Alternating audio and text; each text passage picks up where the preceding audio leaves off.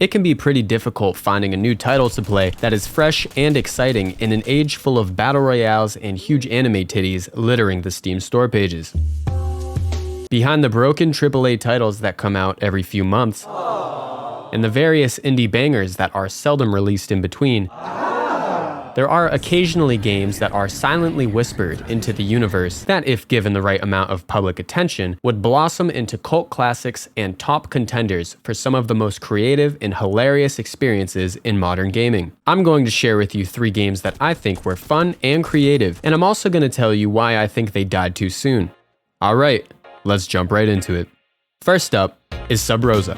My heart hurts thinking about this one. It had everything I wanted. A double-crossing, Uzi-wielding, drive-by corporate mafia simulator. This game was a masterpiece, even in early access. Sub Rosa was all about making deals with rival companies to increase profits.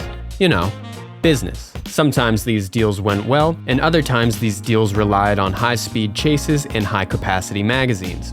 With an all-time peak of only around 250 players on it once, there was only ever really one server people would play on, but it was magical. Something about having such a tiny player base makes the memes on the Steam community page that much better. Losing your coworkers to a stray bullet hit hard, but your car flying down a street into your competition's stupid little face hit even harder.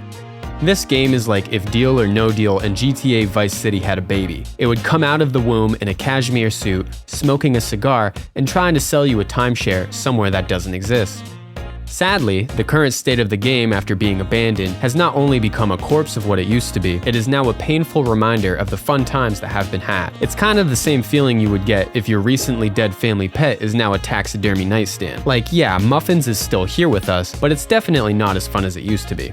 Without getting into too many details about why the game died, I'll just say from what we can gather based off the developer's tweets, the game just wasn't successful enough to generate a decent income for them, which is fair, yet unfortunate. With around 50 players at peak times now, the game just kind of feels like a hollow memory that you had to be there to experience. It's really just a shame.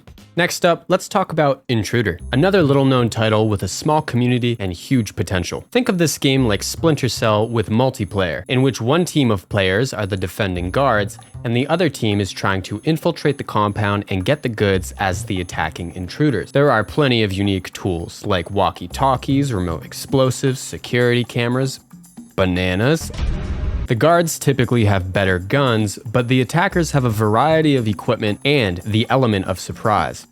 The gunplay is fun, albeit sometimes a little wonky. You can creak open doors, or you can kick that bitch down and storm the compound like you're swatting a streamer. Not only is Intruder a lot of fun, but it is also genuinely a very unique game that offers a lot of freedom in the way you play it. There are only like 70 players on at peak times, so while this game isn't necessarily dead, it definitely is struggling to keep relevance since its peak player count was around 20 times what it is now. The good news is that Intruder is still receiving updates, so there is still hope, but if you haven't checked this game out, I strongly recommend you do before it loses more players and you can't find full lobbies anymore.